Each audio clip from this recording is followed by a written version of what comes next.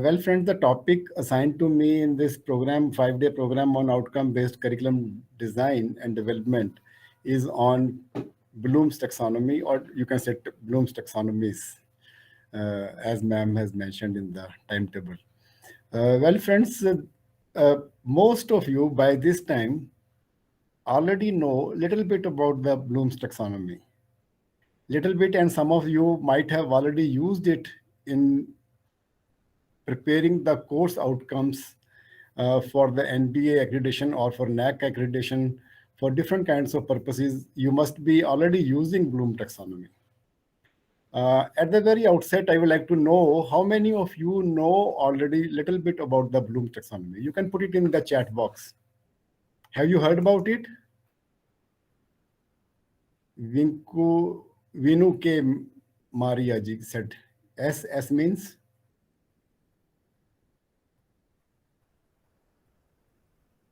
You can write it in the chat box, or you can unmute your mic and say, yes, we have heard about it, or you know a little bit about it.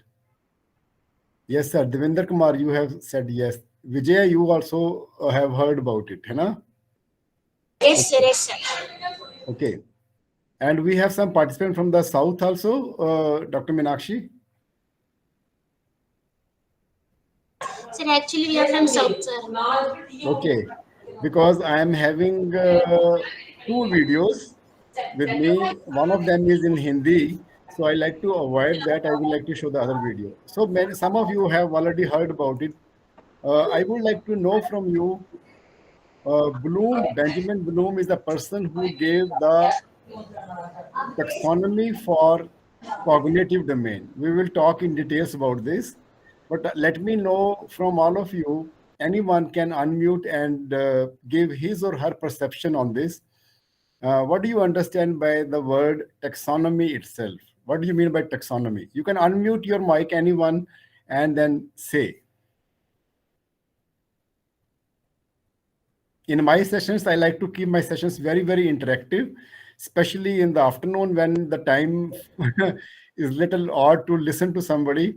It is good idea to interact and remain connected and remain engaged. One of the ways of doing that, especially in the online mode, is to remain in touch. So please do not hesitate. Even if your answer is right or wrong, it doesn't matter. There's no right answer, there's no wrong answer. So what you think is the meaning of the word taxonomy is? Good afternoon, sir. Good afternoon. Hello. So as far as I understand, taxonomy is basically the way in which we name and classify things. It could be, I don't know, how we organize things in our cupboard, or how we place our clothes, bahar jane ke kapde, ghar ke kapde, or whatever. It's like, and we name classification. it. Classification. Shrikant very, very rightly said. You said very rightly, classification. And why do we require to classify? What Bloom did, I mean, why should he classify the educational objectives? Actually, not Ever sure. thought about it? I've come What's across the Bloom's purpose taxonomy of? What's the before. purpose? He did the classification of educational objectives. Why? What would happen if there was no classification? He developed this taxonomy in 50s, 60s. So before that also education was going on. So what change it has brought, and why this is so significant that now we all are studying it systematically and applying it in our systems, so that the learning goals can be measured whether it is achieved or not. Okay, thank you so much, Vijay. Avidesh Gupta, you want to say? Yeah. Good afternoon, sir. Myself, Dr. Ruchi Gupta, this side. Basically, taxonomy, it is basically a hierarchical. We have to just give the hierarchy of any. If we are talking about in terms of academics or teaching, we have just give the hierarchy of the subjects or codes as per the as per their expertise in a particular field. I think so. Okay. Thank you so much, Ruchi. Your name? Sir, Dr. Ruchi Gupta. Okay, because it is showing Avdesh Gupta. Yes, sir. Actually, I am talking about this. Her login, his login. Okay. Somebody else like to say what is the purpose? I mean, what purpose it is solving? Think about it. Take your time.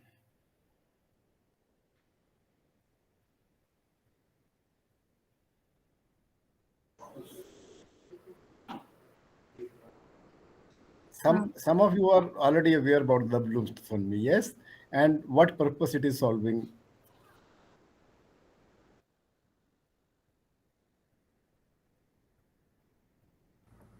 Good afternoon, sir.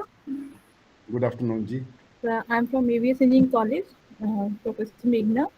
Sir, as Ji. per my knowledge, I think Blue's taxonomy is about examine the knowledge of the students, how deep the concepts they know. So to set up the criteria about the questions we use, Bloom's number, how much they know about the concept. They know the basic knowledge, or they can apply those concepts in advanced manner. So that Bloom's taxonomy helps us to identify that criteria. Thank you so much, ma'am.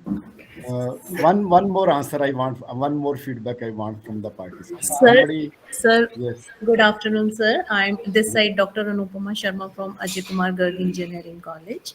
Ji. Sir, I don't know I'm correct or not, but when we are mapping COs with our POs, that time that Bloom technology help us in that mapping, like how much relevance we are having with our course objective with or course outcome with the program objectives. I think it helps in matching, like how deep it is matched with those COs. Stay with me. Your name is Anupama. Yeah, yes. Anupama, can you write COs or POs? Mapping is this afterwards. When we write COs, course outcomes or program outcomes, can we write those without Bloom's taxonomy? No, sir. So the very writing of COs is based on the Bloom's taxonomy itself. Yes, sir. Yes, ma'am. Yes, sir. Okay, okay, friends. Please do not mistake me that I am trying to test your knowledge and all. I just wanted to know how much you know and how much I need to go into more deeper. Excuse me, sir. Yes, yes, So we are from ITM College of Engineering. Ji. Basically, it is the cognitive level of the students, whether the students, how they understand the like levels of understanding, like it is in remembering level or understanding level, or that is my perception, sir. Okay, The thank you level of so much. understanding. Thank you so much. What is your name, sir? D. Yugandhar. Dr. D. Yugandhar, sir. So my doctor, sir. So we will try to understand the purpose of the taxonomy, what taxonomy means, and what are the various classification Bloom has given to the cognitive domain and to the other domains, psychomotor and the affective domains. In this session, we will be talking about all those things. But let me share with you two videos first. Yes, I want all of you to kindly, you may increase the volume of your mobile phone or your laptop, wherever you have logged in. I like to show you one video. Okay, it's a very important video. Please listen to it very carefully, the dialogue between the teacher and the student also. Are we ready for the video?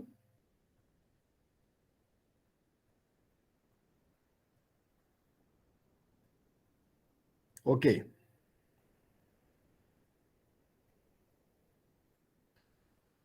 Is it visible on your screen? Should I play? Yes, C+. The report shows undeniable qualities, but as usual is way off subject. Sir, I'm not sure if you read the introduction, but I laid out You it. think you're smarter than everyone else, don't you? As for the diagram, it's very pretty, but scientifically erroneous. Really, sir?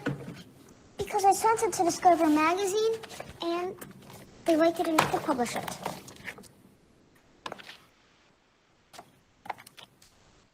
Do not play games with me, TS. You're out of your league. And what about the magnetic wheel?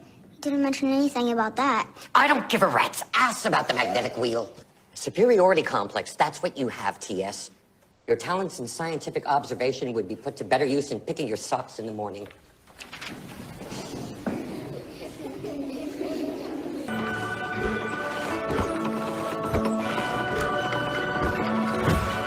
No scientific challenge remains greater, more prestigious, more mythical than that of finding the key to perpetual motion.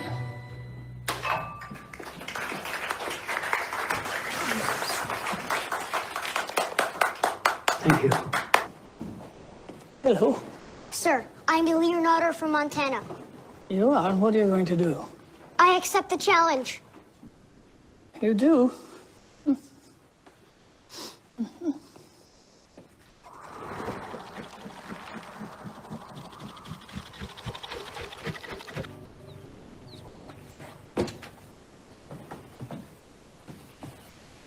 Hello? Hello. Yes. I would like to speak to T.S. Spivet. This is Miss Gibson. Undersecretary of the Smithsonian. Hold on. Father!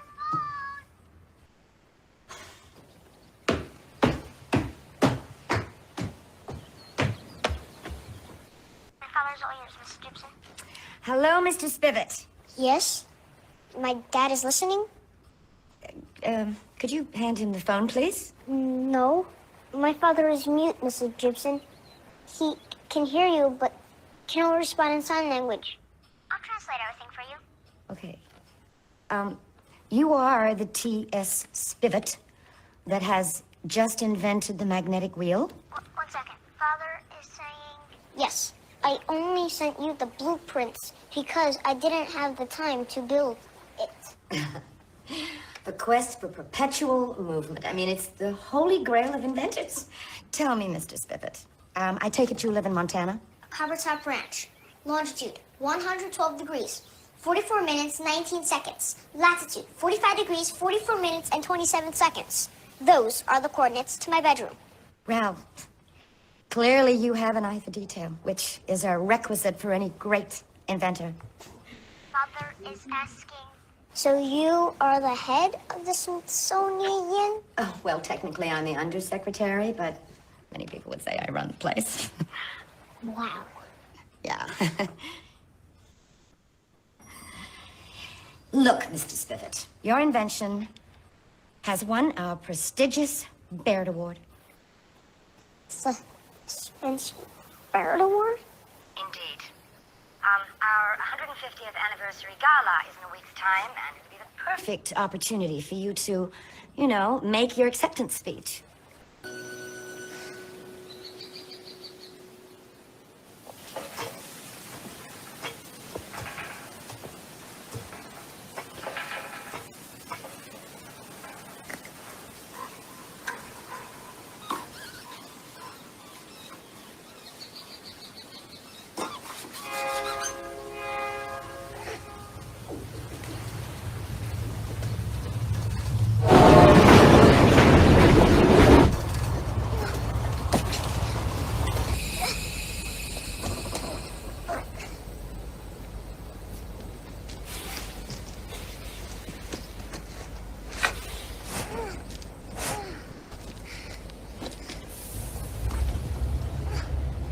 I'd like to speak with Mrs. G.H. Gibson, please.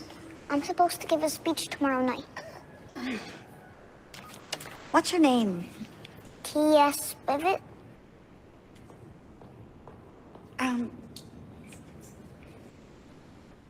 Just a moment. You're T.S. Spivet, or your father is T.S. Spivet? I am T.S. Spivet. Can I help you, young man? Mrs. Gibson? Mm-hmm. Hello. I'm T.S. Spivet. I'm needed here. You're the one I talked to on the phone last Friday. Yes. So where's your father? In fact, he's dead. I lied to you then. So who sent me the prototype of the magnetic wheel? I did. Oh. What, you expect me to believe that you invented it? Not really. I didn't invent anything. I just transposed the principle of an electron gravitating around the nucleus. But as you know, to simulate its perpetual motion would require the creation of a negative entropy, which is simply not possible. You must agree, right? This can't be. How old are you? 10? Well, this defies all understanding. Superior mental activity. Superior to an average of an ocean mammal, that is. You could train him like a highly intelligent seal. I'm sorry, but you don't invent the perpetual movement machine by balancing a ball on your nose. Thanks for evaluating my brain, Judy.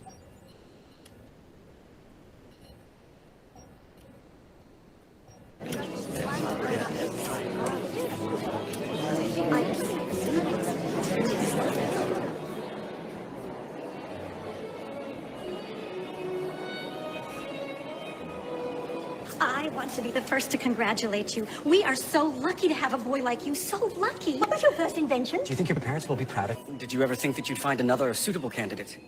He's only 10. But let's do this. I invite you to show him all the respect he deserves despite his young years. Ladies and gentlemen, T.S. Spivot.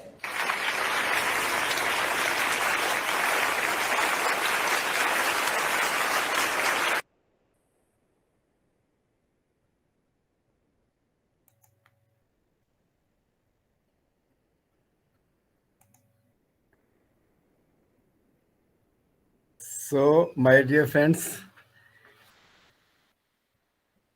do you find any kind of relevance between the video which you just now saw and the Bloom's taxonomy and the outcome-based curriculum which we are talking about for the last so many years now? Your perceptions and your take on the video. Anyone would like to unmute and share?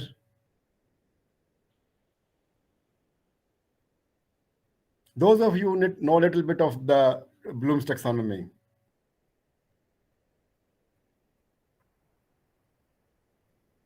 Yes, please. Vijaya ma'am, do you want to say something?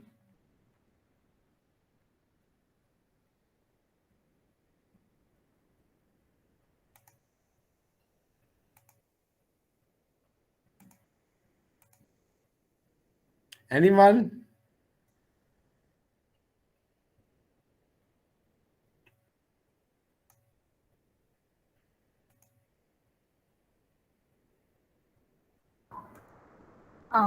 Good afternoon, sir. Good afternoon. Sir, as I said earlier, that Bloom's taxonomy helps us to identify the knowledge level of the students. Since we have some labels as shown in the it was shown in the video also, that the teacher has some fixed criteria, and the student was not up to that. He was not following those criteria. He was outstanding, but since he was not in the criteria set by the faculty, so he thinks that the student is not able to do anything. So Bloom's taxonomy, so as we have some labels, some notations, so this will help us to identify the level of our students, whether they are fitting in those set criteria. It will help us to identify the problems or their because their creativity in answering the questions also. Thank you so much, ma'am. Thank you so much. Well, friends, as by this time you know already that taxonomy is the classification of the educational objectives.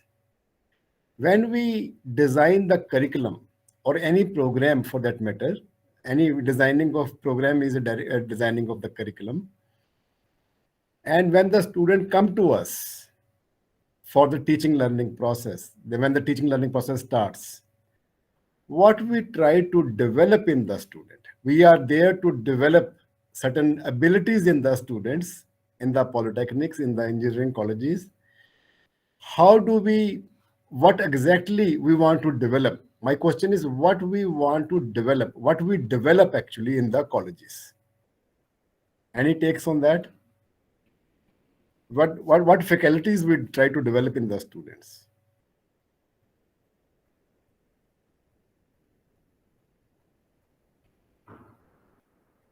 Yes?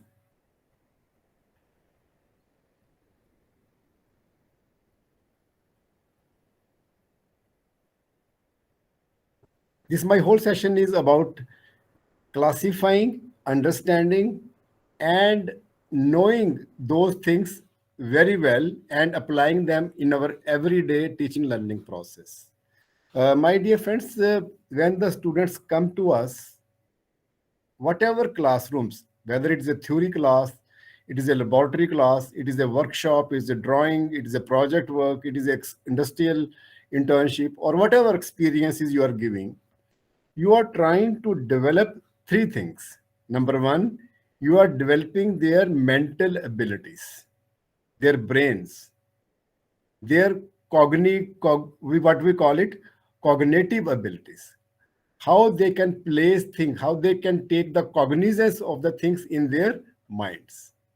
This is the first thing which we try to develop in our students. Yes, developing the minds, brains, their what we call them cognitive. The cognitive word has come from the word cognize. How they place things, how they cognize the things in their minds. We call them cognitive abilities. Number one. Number two, we not only develop their mental abilities, we develop their functions of the body to do certain things. Our body, with our hands, with our various parts of our body, we walk with our legs, we do certain operations with our legs, with our hands, with different parts of our body, and making those operations as per the requirement of the situation, we try to develop their physical abilities also. They can do certain things also by themselves. And that is what we call them psychomotor. The word psychomotor has come from two words. Number one is motor, which our body is like a motor. It is a motor, but this motor, like the car is also a motor. Car of its own does not work. It requires a driver to drive it. Similarly, our body is governed by our mind, our internal systems, whether it is a respiratory system or a digestive system or whatever systems, or the outer actions which we do, actions we undertake, they are all governed by our mind. And by passage of time, we do not think about many things and we do those things. But fact of the matter remains that those things are also governed by your mind. That is why we call it psycho. Our psyche, our mind is required to make this motor functional. We call it psychomotor. We try to develop the psychomotor abilities in the student to do things with their hands. We make them enable. Yes, first of all, we try to develop their mental abilities. Number two, we try to develop their physical abilities to do certain things. And the third most important thing, anyone can guess? You have developed their minds. You are made them able to do things using your body parts. Vijaya, attitude skills, knowledge has to be developed through education, sir. That's the Bloom taxonomy helps to identify the learning level of the individual student. Okay. मैंने अभी कहा आप लोगों से कि we try to develop the mental skills and their physical skills. और क्या करते हैं हम every day? Think about it. You can unmute and express yourself or write it in the chat box also. I want all of you to please, interact. Without interaction, I will not move further. This body promotes Singla works only on the fuel, and that fuel is your interaction, your inputs in the session. I don't come to teach anything. I come to class to learn from all of you. So please educate me. Besides their body, besides their brain, what other things you try to develop? Emotional level. Vijaya ma'am very rightly said emotional level. Okay. Somebody else?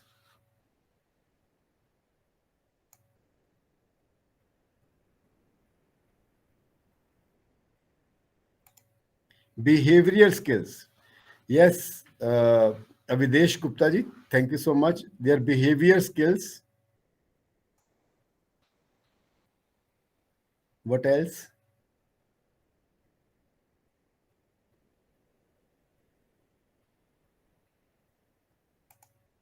The concept they learn, they should be able to analyze.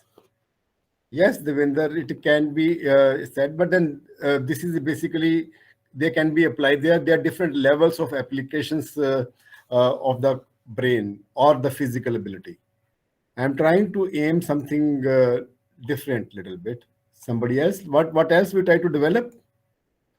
Your car is there and the driver is there. And now the will of the driver, his attitude to drive the car and drive the car safely following all the rules and regulations. कोई brain नहीं चाहिए उसके लिए. Physically you know the driving and the car is there, but then if you do not have the attitude to stop at the red light or give way to the person whose right it is, and follow the signals, follow the traffic rules, and first of all to drive. So your attitude, your affection towards the situation, how you dispose of your mind in a situation, how well you are able to do it, and how nicely and without disturbing others, and the most proficiently. So that is what the attitude. We try to develop the brains, we try to develop the physical abilities, and we try to develop the attitudes. Brains, we have called it cognitive abilities. Physical abilities, we have called it psychomotor. And the third, the attitudes, we try to call it affective domain. AFFECT. Not effective, EFF wala nahi. We try to say It's effective. some attitude is related to the social skill. Attitude is required for everything. Attitude is required in any situation. You how you dispose of your mind. Everybody is crossing the red light, but I like to stop and respect the people whose right it is right now, and that is my attitude. Yes, you know the drive and your attitude towards that. Your attitude to be proactive in undertaking a task, first of all. Okay, and then first of all undertaking a task and then doing it to the best of your ability is your attitude towards that. It can be positive, it can be negative, it can be so many things can are there. We are going to discuss some of these things in this session today. So friends, what is the purpose of taxonomy is, it is very useful for designing a program, for implementing a program, and for evaluating the student. While designing, we must see the prerequisite, the knowledge with which the student is entering in a particular program. It can be, let us say, in a 6th class, he has already passed 5 classes. So what is his mental level? What is his physical level? And what kind of attitude he is carrying or she is carrying? And what we want to, in 6th class, where we want to raise his brain level, his physical abilities, and his or her attitudes. What modifications we require in the attitude. Similarly, the student who come after 10th pass to the polytechnics or 10 plus 2 pass in the engineering colleges, they have certain knowledge, they have certain skills with them, they have some attitudes. Now, in the 4 years of time in degree programs, in 3 years time in diploma programs, we want to raise their cognitive, psychomotor, and affective abilities. Yes, understood up to this level. and we try to match these abilities with the world of work. World of work means काम की दुनिया, जो whatever abilities are required by the potential employers, we must know that very well. What kind of cognitive, what किस तरह के mind की बंदे चाहिए उनको, किस तरह के what kind of brains they require, what kind of physical abilities the student require, what kind of attitude the student required to be able to match with the requirements of the world of work and the civil life. That we make some total of them, classify them, and then we try to impart them over the period of time through different experiences of classroom. It can be theory, it can be laboratory, it can be drawing, it can be workshop, it can be project, it can be different kind of things are there. Yes? Any questions up to now? So if we know what are my requirements and what level the students are entering, so in this period of 3 years in diploma or 4 years time, I can very well organize my teaching learning process to match with the requirements of the industry from the initial level. In the absence of knowing the requirements, we won't be able to design a program first of all. And when we design a program, if the implementer, the teacher doesn't understand the taxonomy, he may not be able to impart those instructions in the same letter and spirit. And when we evaluate the student, the evaluator, the examiner may not ask the questions as per the requirements of the industry for which the program has been designed. So it is so very important. This topic, taxonomy, is very important topic. I'm glad that Dr. Meenakshi has thought of including that in this program. My dear friends, let me share a few quotes first, and then we go to the taxonomy. Education, according to Rabindranath Tagore, I would like somebody to volunteer and read it for me and for everyone else. Who would like to volunteer and read for everyone? Okay, sir. Yes. The highest education is that which doesn't merely give us information, but makes our life in harmony with all existence. So at the background, we must understand what education is about. Education is not only merely giving us the information. Information is available. It was available in the books. Now it is available in our palms also through the, through the internet or through many sources. It's not merely information is available, and how to make our lives in harmony with the existence. How beautifully Rabindranath Tagore has given the definition of education. And knowledge, somebody like to read this one?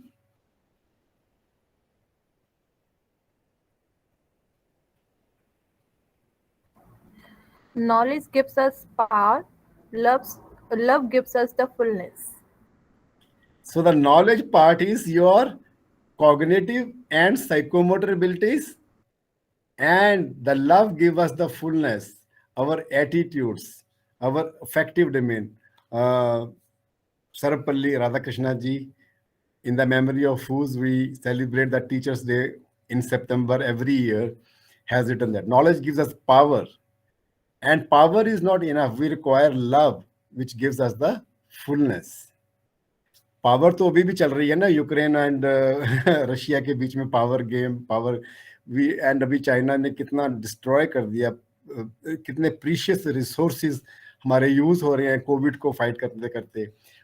Knowledge is there, but then you must have that attitude towards the humanity, fullness, inclusiveness of the society, that I use my knowledge, I use my skills, physical skills, for the society, not for its destruction.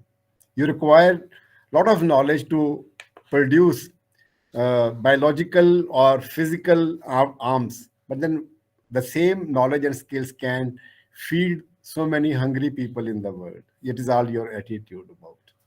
And in whatever workstation you are working, your students are working in various industries, many times there is a dilemma on them, that what kind of decisions they take, what kind of things they have to do, how ethical, value-based products or the procedures they follow in wherever they are working.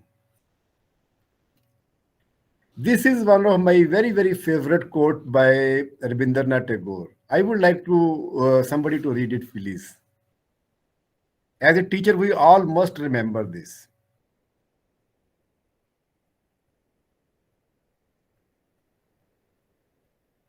Somebody like to read it, please?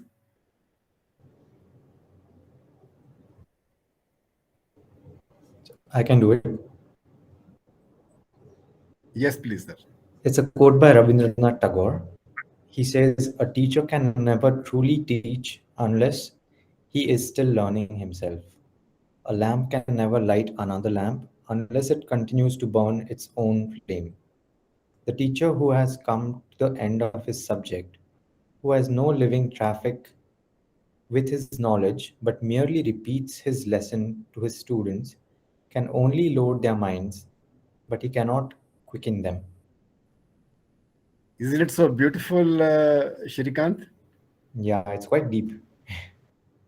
It's very, very deep. The whole thing is that many times over the period of time, I am given a subject or a topic to teach, and I think that I know now everything about it. I don't have to now learn further on this. That is the death of the teacher. A teacher will always remain a learner. And the day when he forgets or he stops learning, he only loads the minds of the students with the information and with the knowledge and with the skills, but he cannot quicken them. Quickening is the purpose of the whole teaching learning process is about. So that's why I said that I come to the class not for teaching but for learning. And my dear friends, another quote by Dr. Sarvapalli Radhakrishna: "True teachers are those who help us think for ourselves." It is a very, very beautiful quote. Usually, I use this quote when I teach the subject on teaching strategies. Teaching strategy may, if you are able to make your student think, let their brains work, then and then only you are developing their cognitive abilities. If you are doing the thinking for them, giving answer to every question to them, ready-made answers, don't allow them to think, their cognitive abilities will never be developed. Give them the problem, let them think the solutions, may be absurd solutions, may not be practical solutions, may be useless solutions, but they are thinking. Let them think. True teachers are those who help us think for ourselves. This is what I wanted to share with you at the beginning itself. The art of teaching is the art of assisting discovery. Let the student discover the contents. Never ever present the contents to the student. Let them discover. You can help them in discovery. You can help them in reaching the solution. Whatever inputs are required to reach the solution can be required, can be given, but let them approach the solutions. Then and only then. If I am a good swimmer, if I keep on swimming in the waters, the physical skills required to swim will not be developed in my student. Do you agree with me on this, Shrikant? Yes, sir. I must allow you to sit on the driving seat. I must allow you to do things by your hands. I must allow you to think about the solution of the problem. Then and then only. I allow you to discover by yourself. The first thing on this earth when the child is born, he discovers how to breathe. And it is very hard. It pains in the lungs and he cries. She cries. But then that is what the life is. Otherwise, there is no life. We say he is a dead child. Okay, so that's and this process has to continue right from the birth to the death. This process continues. Help your student to assist in the discovery of the contents. And my dear friends, in this session, these are the outlines. I have given you the introduction. I have briefly touched upon the definition of cognitive domain, psychomotor domain, and affective domain, what they are, and the whole teaching learning process. The curriculum of any program revolves around developing the cognitive abilities, psychomotor abilities, and the affective abilities of the students. Yes, and now we go one by one. First of all, cognitive domain. What are the? I'm now thinking about developing their brains, and they are inseparable. I mean, at some stage or the other, they become inseparable. Without using your brain, you cannot do anything with your hands, and without having a attitude, both are useless.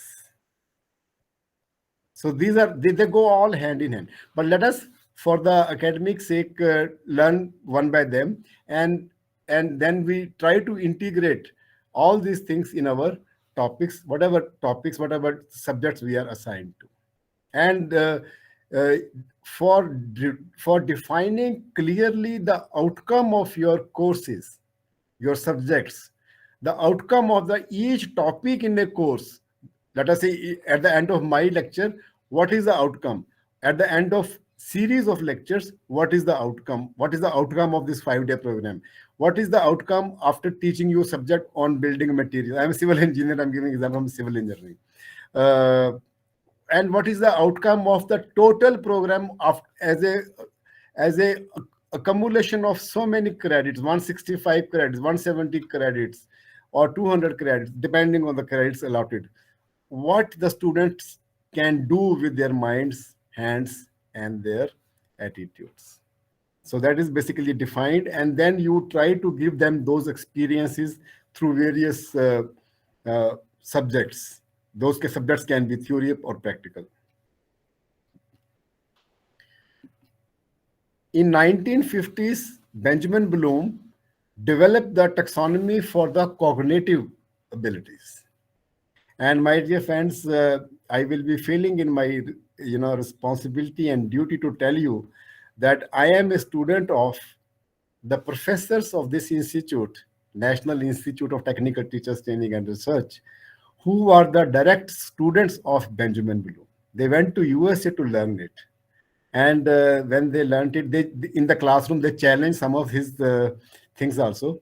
For example, Dr. Malhotra, who was our principal, ex-principal when I was here as a lecturer, Dr. M.M. Malhotra was our teacher. He went to USA to learn the Bloom's taxonomy, and he challenged his, classification also. And till date also, I mean, whenever we talk to Dr. Malhotra, he says that there are certain loopholes in that.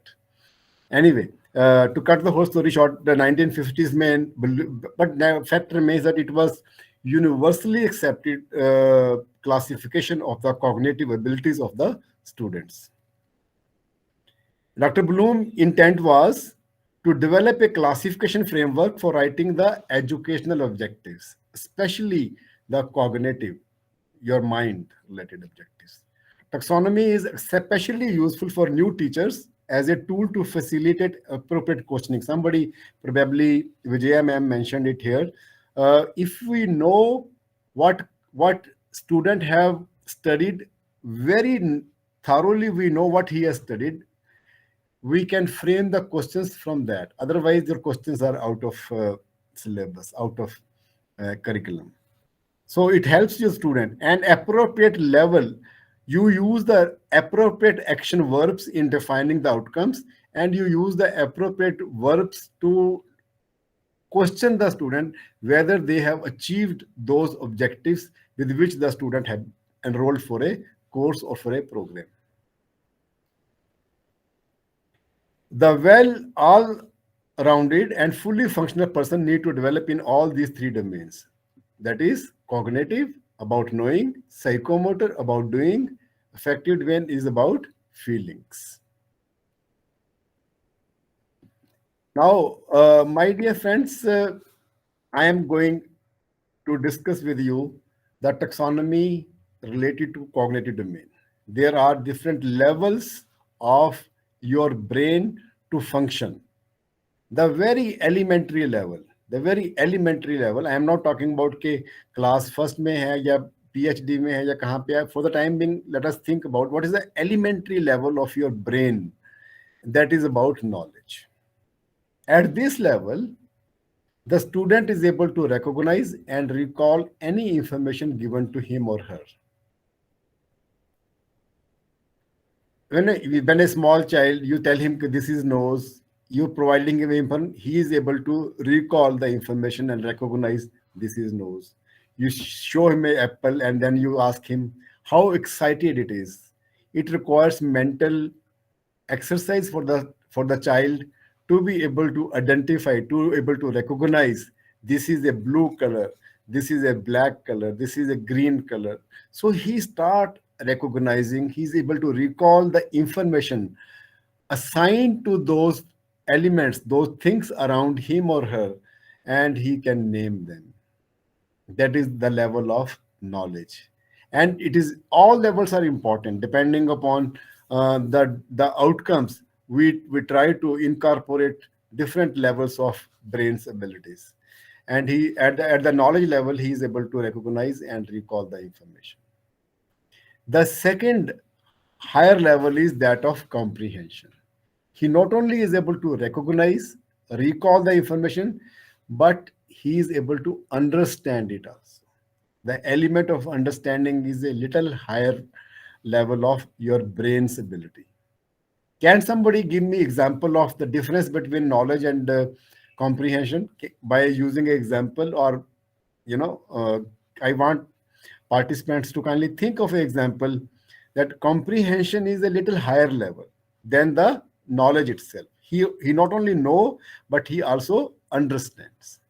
So what is the difference between understanding and the knowledge? Comprehension. Yes?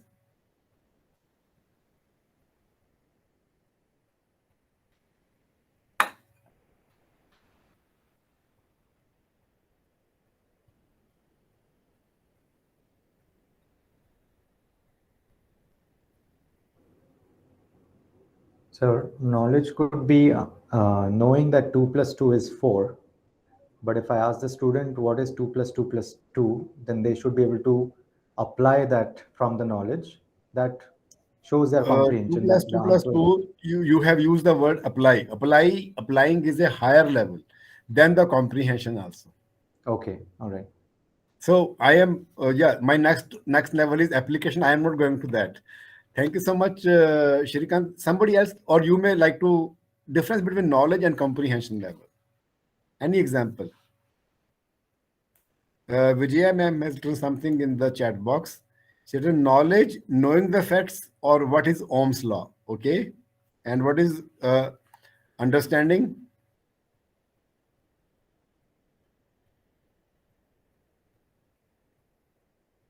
Vijaya, you can unmute yourself and say also. Anybody can. Yes, sir. Yes, sir. So comprehension is nothing but explain the concepts occurred during gaining the facts, sir. For example, if he know what is Ohm's law, that can be applied to a circuit.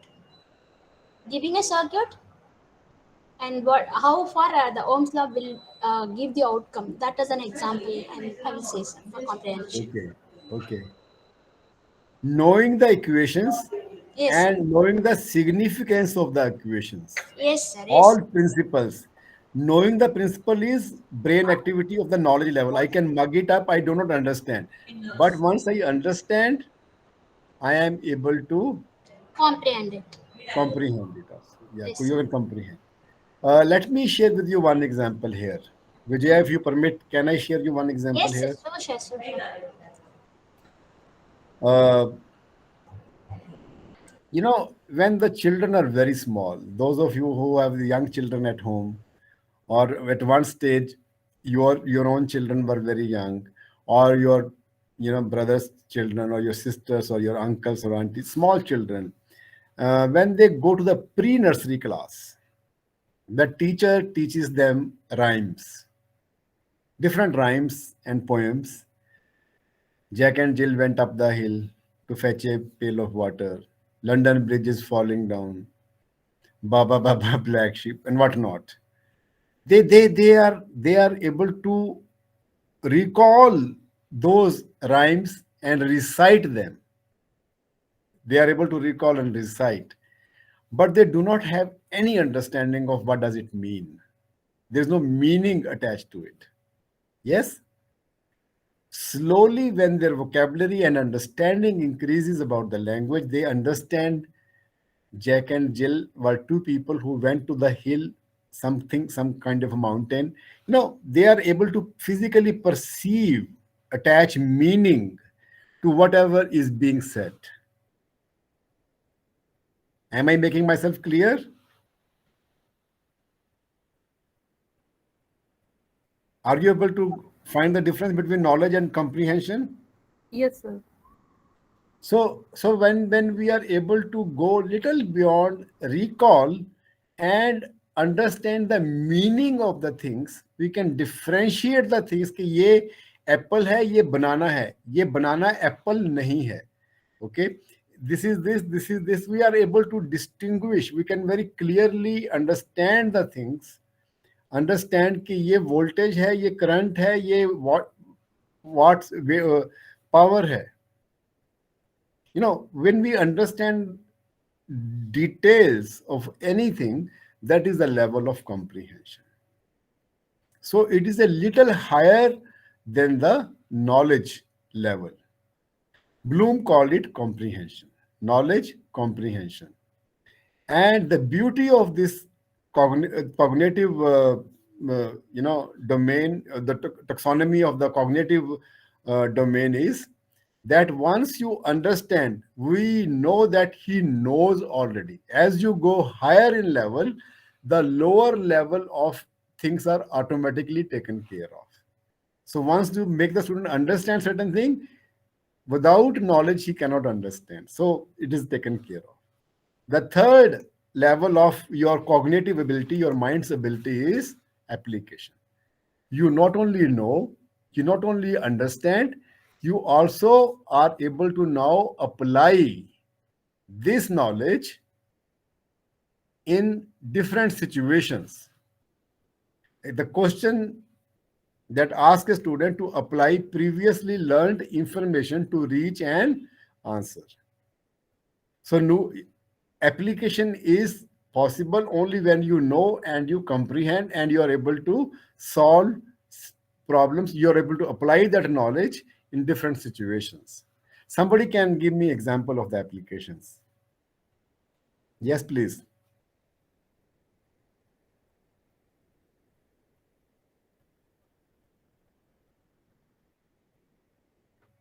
Simple things. Any simple example. I have taken to you the pre-nursery classes.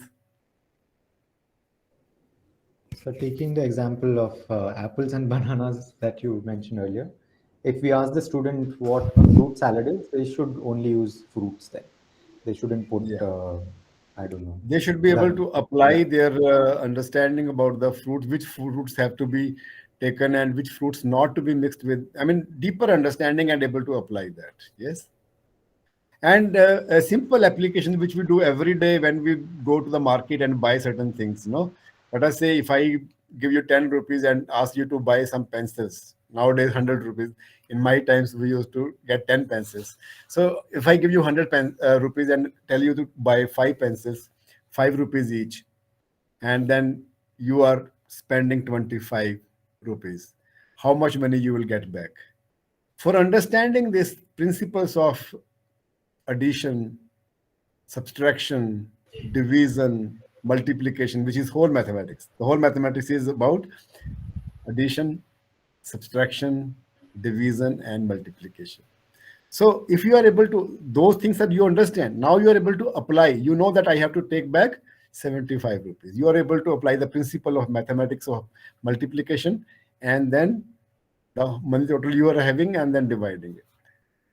Let us see, if I have to calculate as a civil engineer how many tiles of 2 feet by 2 feet are required for a room of 20 feet by 20 feet. So the simple knowledge of the tiles, simple comprehension will not solve the problem. I need to apply the principles. I need to apply the previously learned information in a situation. It can be any situation. So for that you require a higher level of cognitive ability than the knowledge and comprehension. Is it clear to everyone? One example is, sir, Yes, ma'am. if he knows how to drive a bike, and he can apply the some concepts to drive car, application of knowledge. Yeah, these are called transferable skills. If you know something and using the same principle, you can do physically the other thing also. For example, if I know the basketball, my physical abilities are now developed. My legs can walk and run through. By a little bit of techniques, I can learn the other things also. Apply the my body's abilities in doing other things also. Transferable Sir, skills. one more thing, Yes, sir. ma'am. Thank you. Sir, in Ji, engineering ma'am. education, we are writing course outcomes, sir. And can we limit our course outcomes up to application level, sir, or shall we go to the last level, sir? I will just not tell you. Just wait for another 10 minutes or so. Will come down to that. First of all, let us Yes, go sir. systematically, Yes, understanding the levels yes, sir. first. Thank you, sir. Yes. Yeah. The next level is analysis. Sometimes, in many situations, simple applications like multiplication, subtraction, addition, deletions are not there. You have to analyze and then apply the knowledge. Especially when we are designing certain things, we analyze. For example, as a civil engineer, when we have to calculate the reinforcement required in any element of a building, may it be column, may it be beam or a foundation or anything. You can think of the example from your respective branches or the respective disciplines. We need to analyze what kind of forces this structure is going to take. We analyze the forces and then we see that whatever is available to us and how we can meet those forces. We can design that. And for that, simple applications are not there. We need to analyze. Direct applications nahi hai. Higher order question that requires student to think critically and in depth. Uh, and then you apply that. And you cannot analyze unless you know, comprehend, and apply. But then there is a difference between direct application and applications after analysis. Are you able to understand, my dear friends? So analytical abilities are very, very important because this is what in life, many situations, in many situations, direct applications nahi hai. You need to analyze the situation. It can be managerial problems also. चाहे वो आपके घर की problem है, you need to analyze. Sidhi apply कर देंगे, गड़बड़ हो सकती है. Anything can go wrong. So before you actually apply, in many situations you have to analyze what will work the best. This is what I want. These are the givens with me, and how can I fit in my givens to the what I want as a solution. And still higher cognitive ability is synthesis. A higher order question that asks the student to perform original and creative thinking. Now, synthesis is when you are able to give your original, your own originality. That video you recall, the small child. I will show you another video also, maybe if the time permits me towards the end of this course, end of this session. Your own creativity. For example, I take the example from civil engineering again. You can think of the examples from your areas, respective branches and respective disciplines, respective subjects which you are teaching. If I have a load and I have calculated so much of steel can undertake that, now my engineering is that I can make the structure safe by using less steel, satisfy the requirements of the forces which are anticipated to come on that element of the building. How can I reduce that? How can I do that? So economizing, and in there, otherwise, so nowadays everywhere you have softwares, you have a STAD and STAD Pro softwares to design the structures, and similarly in the in any area of engineering, you have the softwares available. You just have to give the data. So your inputs there is, I can give you one example if you all permit me. Yes? Am I permitted? Sure, sir.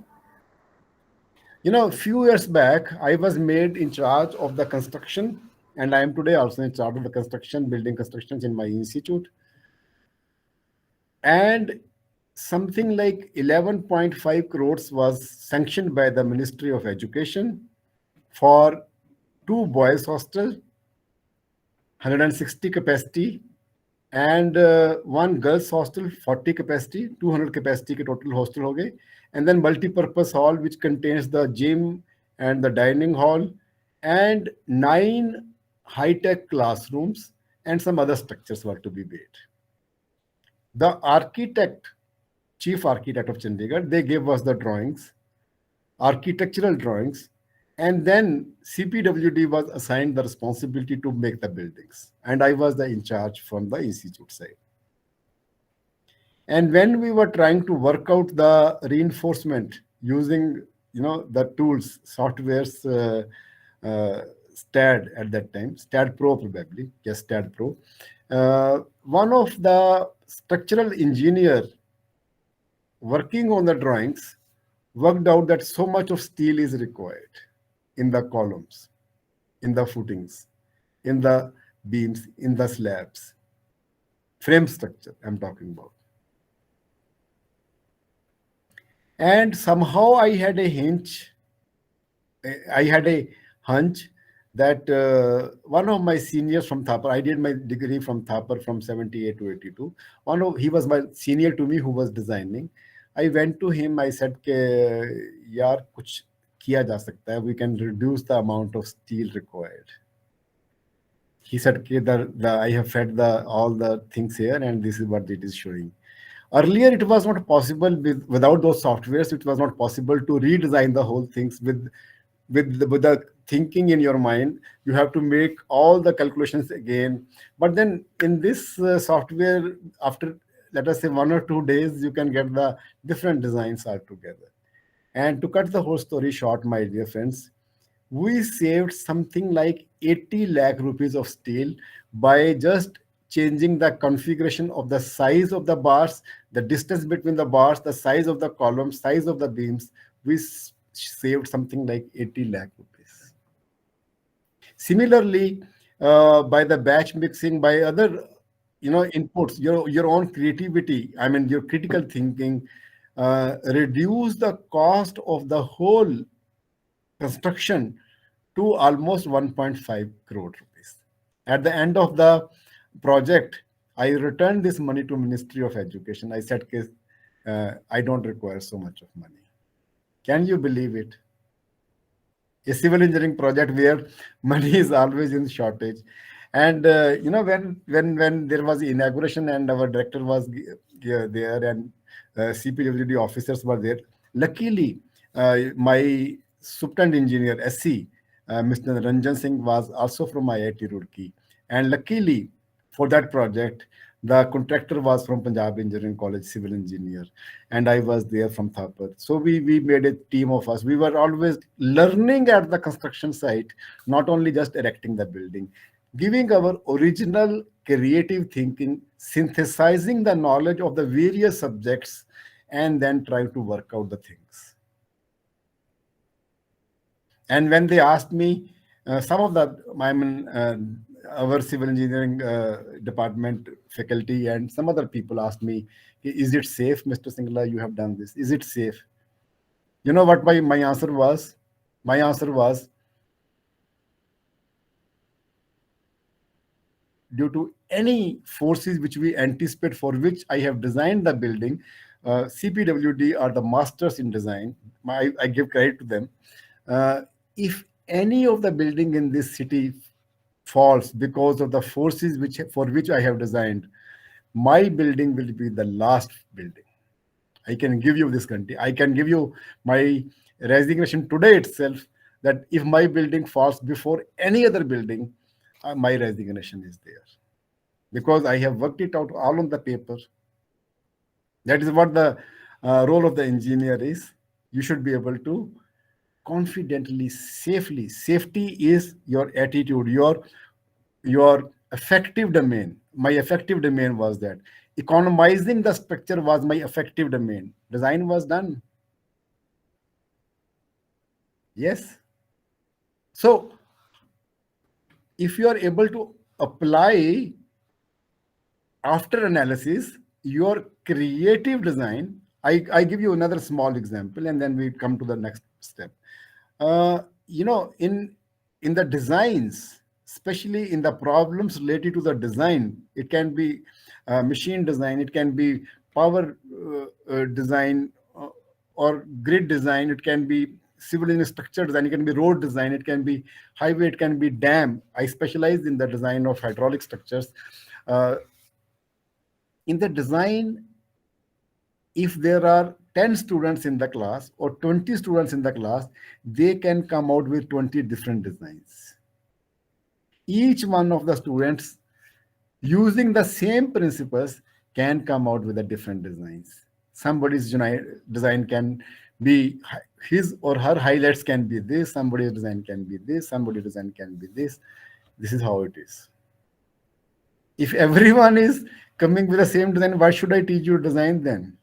Then there is a software for that. We need our engineers to synthesize, to be able to think, to give a unique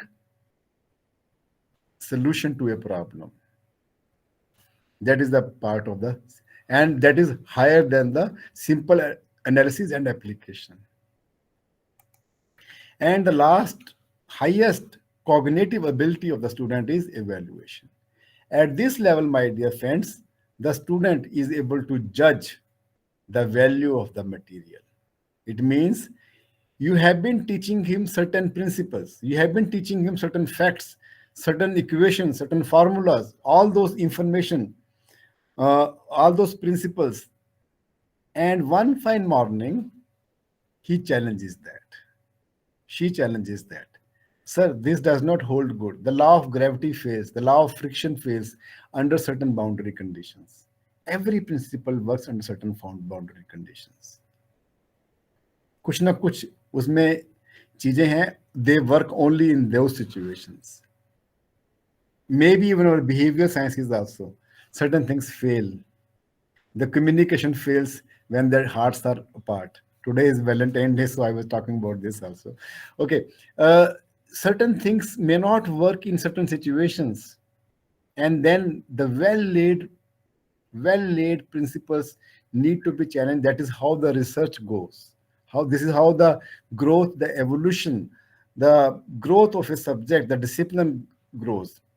At the level of PhDs or the postdoctoral programs, the students challenge those things, and they come out, okay, this parameter, this boundary conditions, if we can create this thing, this can work this way, this can curve this way. This is how the disciplines increase. That is the stage of evaluation. He's not only thinking about the creative solution out of the available information, but he is creating the new information.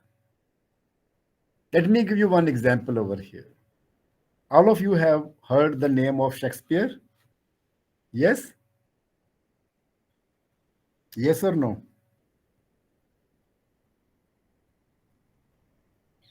Somewhere, in the language, in the English literature, I am a person who likes to read a lot of literature. Shakespeare का नाम सबने सुना. Why he is so famous? Why not you remember some other very great authors? Or everybody knows Shakespeare, not other authors. In a particular area, why? I just took the name of Shakespeare. Because the whole purpose of language is to be able to express using certain words or feelings. And you just try to match your feelings with the words. And if the words are not fitting in, they are not sufficient to explain, then you create new words. And Shakespeare is the person who created maximum number of words in the English dictionary, because he found the inadequacy of the principles existing knowledge. He added that. And there are many people other than Shakespeare also who added there, but he was one of the top ones. And similarly, we have the Nobel Prize for the people who discover certain things, who create certain things, who challenge the existing knowledge and evaluate. They make a judgment and value that. Somebody has written because of his description, writings that will make us to visualize the scene precisely. Yes, ma'am. And if the existing vocabulary is not sufficient, he will create the vocabulary for that. I know only 4 colors or 5 colors. Ladies may be knowing 10 colors or 30 colors or 40 colors. But if you see a rose, the hues in the rose, each distinct, you do not have the names for all of them. I am sure about that. And you need to have more vocabulary of that to be able to explain this is what it is. Similarly for fragrance, similarly for science also. Existing principles are not sufficient to solve certain problems. Certain problems remain unsolved, and you try to keep on working on that. That is basically the stage of evaluation. And it is definitely higher than your synthesis.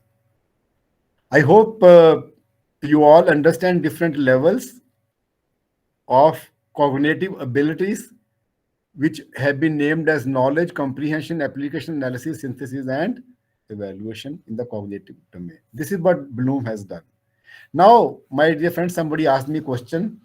At the ITI level, 10 plus 2 years skill-based course, your cognitive ability usually go to the level of knowledge and comprehension only.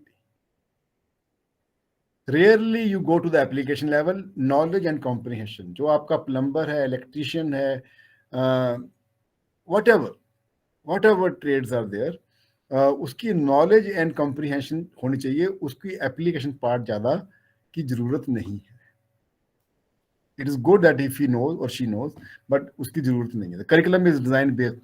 But for diploma, you go to the level of application. In the subjects of theory, we go to the level of application. They don't go to the level of analysis, synthesis.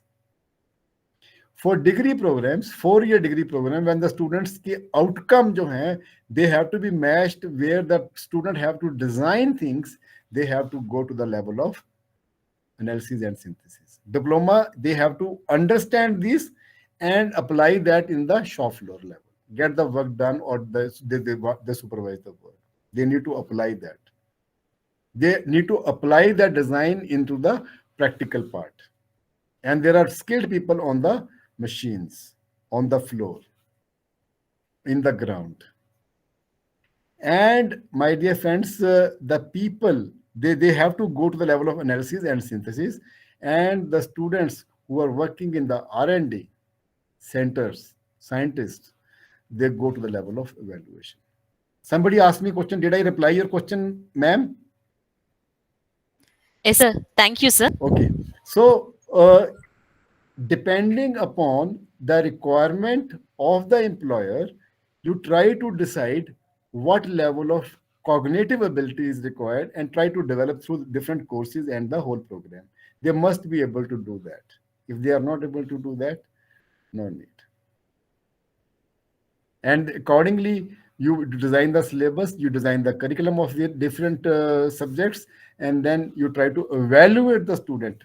And once you understand it very well, if you understand that you have to develop a student who goes to the level of synthesis, give a original design, and if you ask question only on the comprehension and application, they may not be able to perform in the industry. So your design, your teachings in the classroom, and your evaluation should be all together. And that should be based on the, in the absence of the this classification, you can go higher or you can go lower. And if this classification is known to the designers of the curriculum and the examiners, the things will go very well. And my dear friends, I will very quickly now pass through certain slides. These are the action verbs which define the knowledge level. The first level defines, the student is able to define, describe, enumerate, identify, labels, lists, match, memorizes, names, reads, records, all this.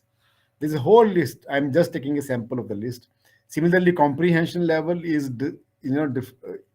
these action verbs. These are used for writing the course objectives, course outcomes, program outcomes, and also when you are writing a question paper, when you are developing a question paper, it helps you in developing the question papers also. Application level, these are the action verbs. Analysis, these are the action verbs.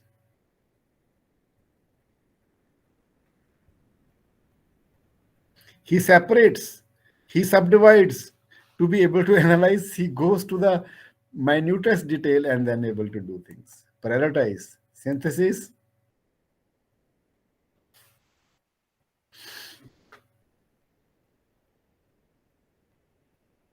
These are only few action verbs I am sharing here. At a version, he is able to appraise, assess, chooses, compares, contrasts, concludes, criticizes. Depending on the subject area, depending on the context, appropriate verb has to be used. My dear friends, in 1990s, Lauren Anderson was the student of Bloom who revised the taxonomy. He didn't make major changes. He only converted from noun to the actions. The verbs which the things which he used, these are the original terms used by Bloom. On the left-hand side, you can see knowledge from bottom, comprehension, application, application, analysis, synthesis, and evaluation. He called knowledge as remembering. He called comprehension as understanding. Converted this noun into verb, applying, analysis. And one major change he said that creativity is the highest. I personally feel in a different context, in the context of Bloom, evaluation is still the highest one. So this is how he did that. In a different context, he has taken that. But this is just only for the academics. Many of the universities, they follow this terminology for the taxonomy of the cognitive abilities. Now, a word about the psychomotor domain. I have talked about developing the brain, different levels, different hierarchies, at what level, what is required.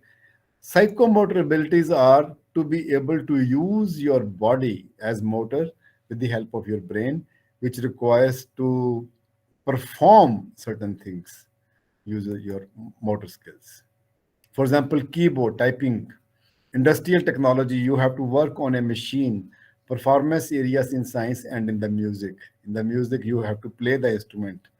Not only knowing the science of Sargam, but you are able to produce those sounds also.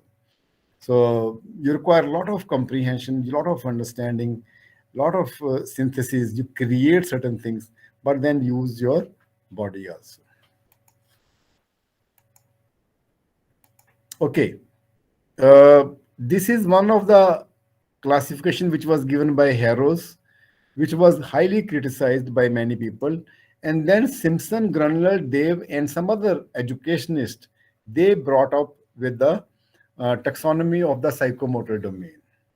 And I am going to share that with you. I am not going in the train of Harrow's model. Each had certain merits also, but then this one is the most popular one. At the beginning, like in the knowledge, in the cognitive, you have the imitation.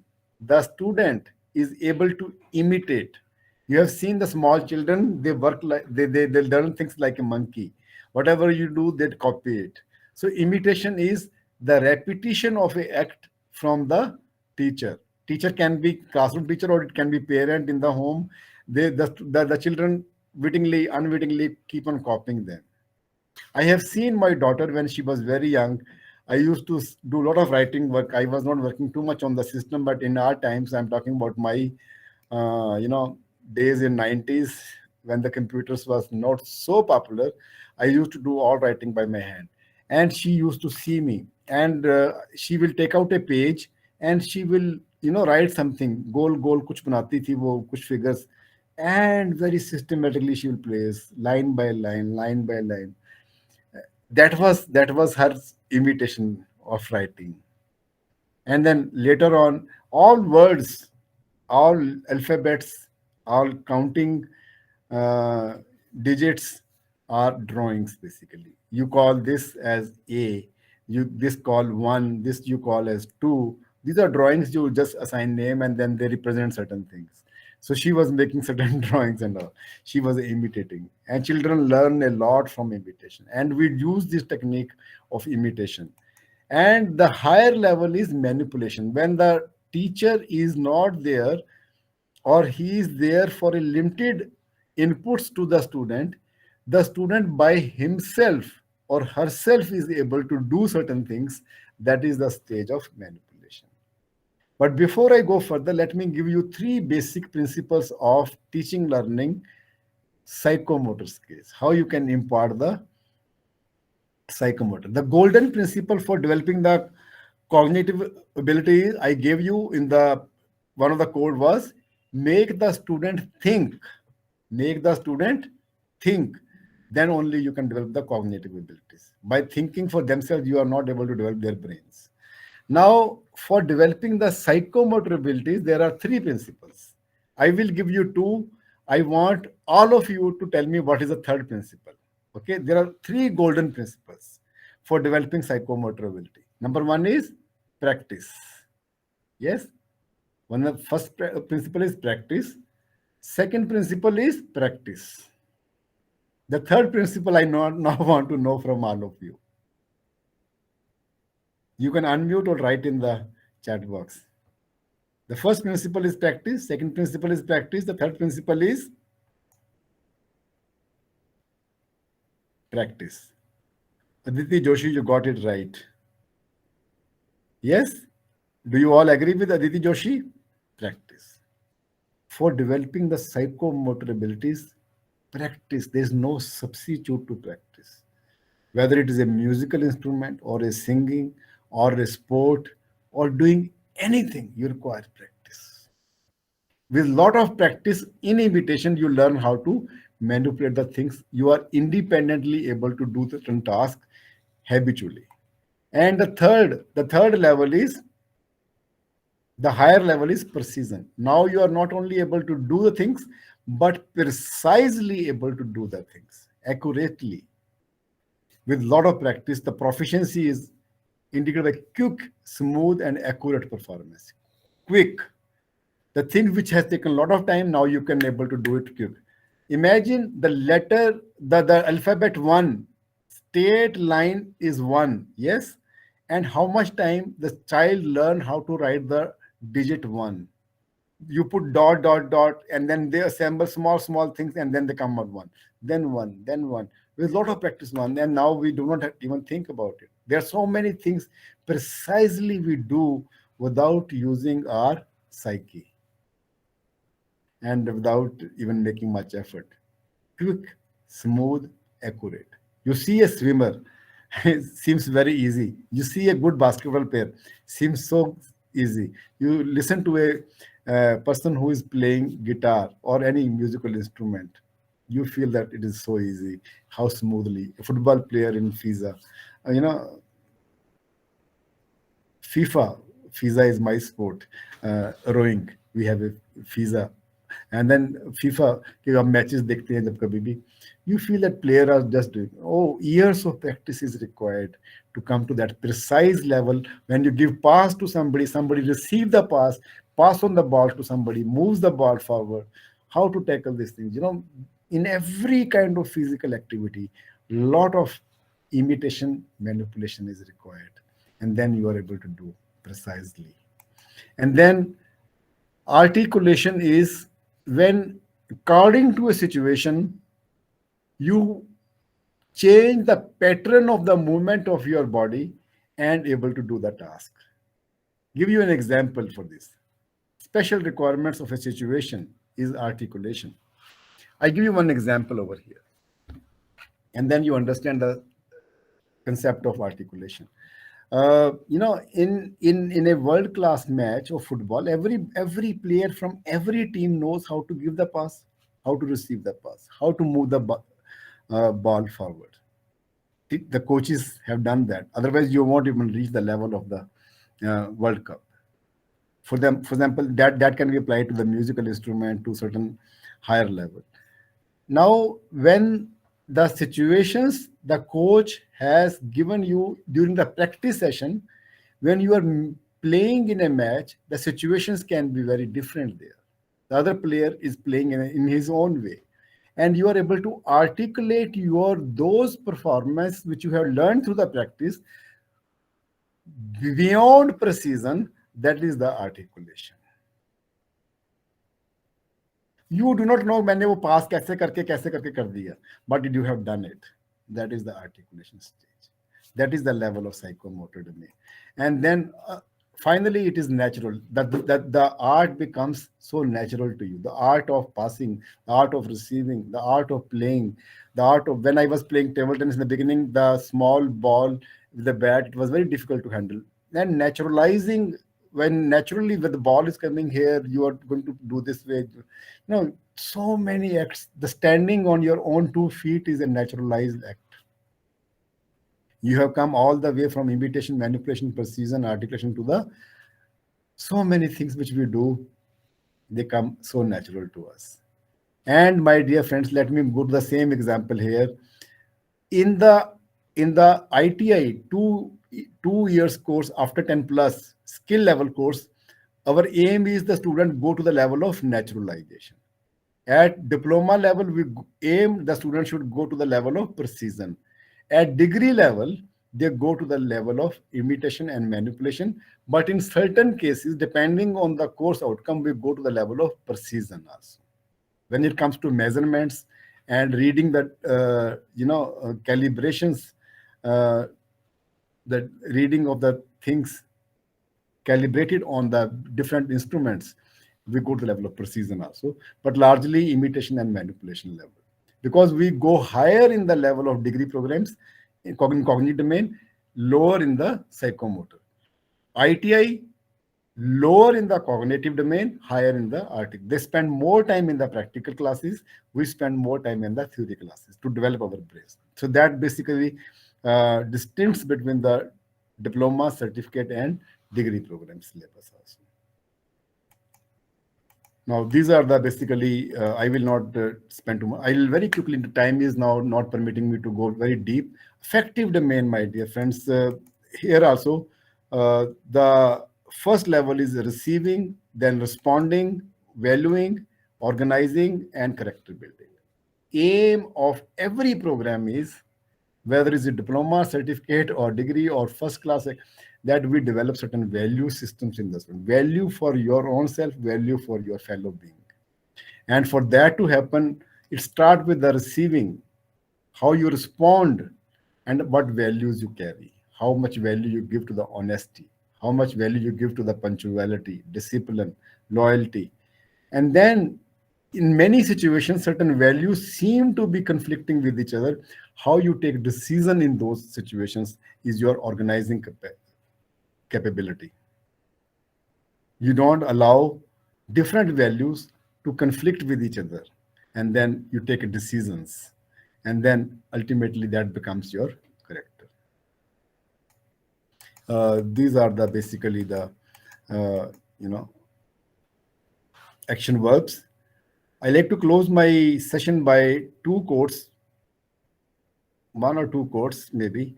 A good teacher makes you think even when you don't want to. And he who learns but does not think is lost. Thinking is very important to develop the cognitive ability.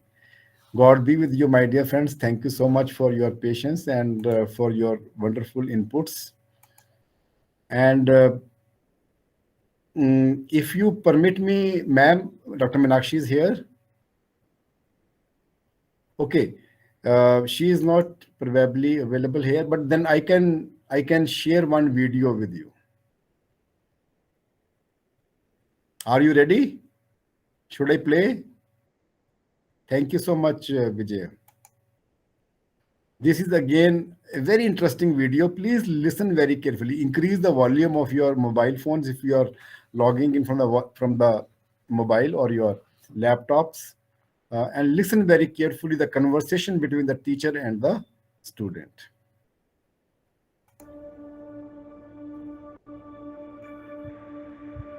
Your son is a failure. He's barely passing my class, and with grades like this, I'm just not sure what kind of future he's gonna have. What do you have to say for yourself? You're supposed to graduate this year. Listen to Mr. Johnson. What kind of future do you think you're gonna have? With all due respect, don't call me a failure.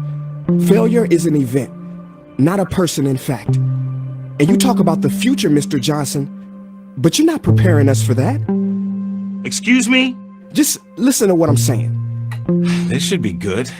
Would you agree that in the future, most careers will become automated? Yeah, so? So the people who succeed will have to be curious, innovative, with resilience to adapt to new changes. What's your point? My point is, the focus in this school is not on that. It is on regurgitating information and test taking, and that's just real. But in today's world, creativity is the most important leadership skill. Oh, that's how you feel. You don't have to believe me, but maybe you will believe the 1,500 executives who recently said creativity is the most important leadership skill. See, pretty soon, no one will be hired because of what they know. Because who cares what you know or if you've memorized a fact? We've got Google and Siri for that. In the future, people will be hired because of what they can do with their knowledge. Can they creatively solve real-world problems, not just follow instructions or directions and bubble in multiple choice questions? So, Mom, that's why I'm stressed, because these robotic tasks we learn in school should stop.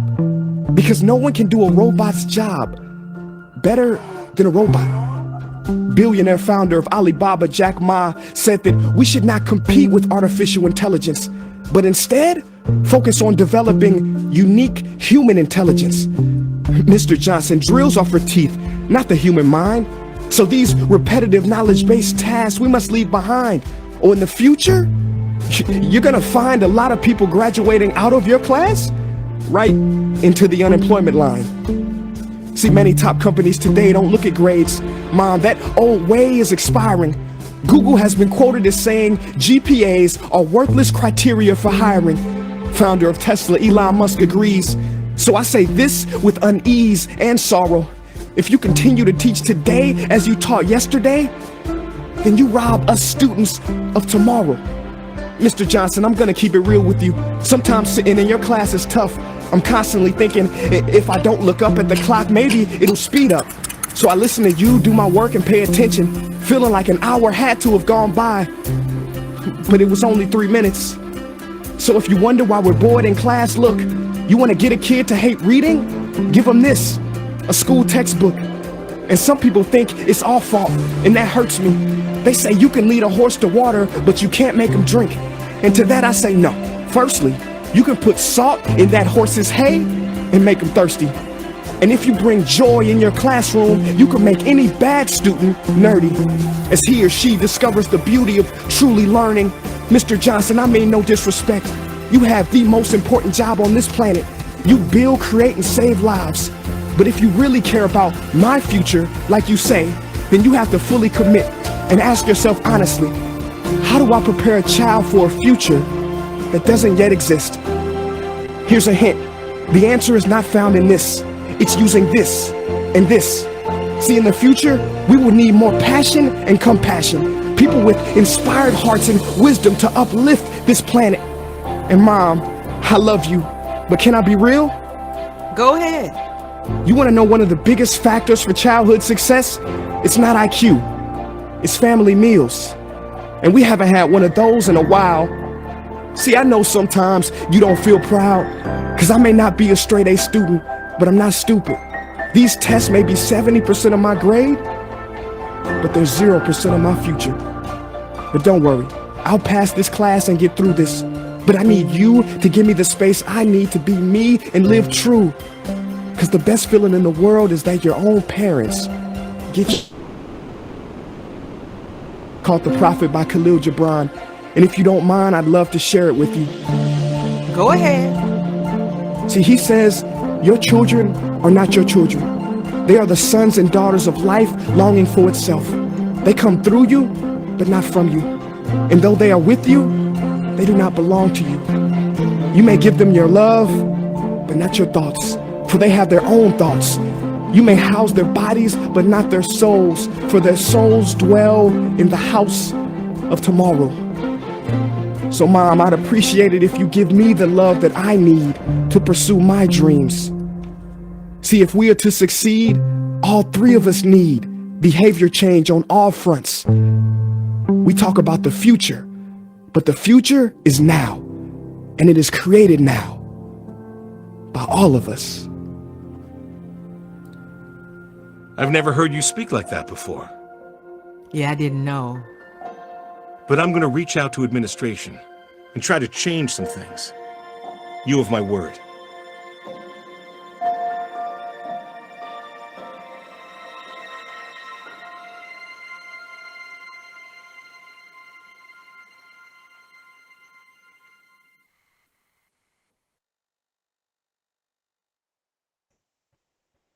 Okay, friends. Any questions in your mind? I hope you enjoyed the two videos in the session and the conversations which we had.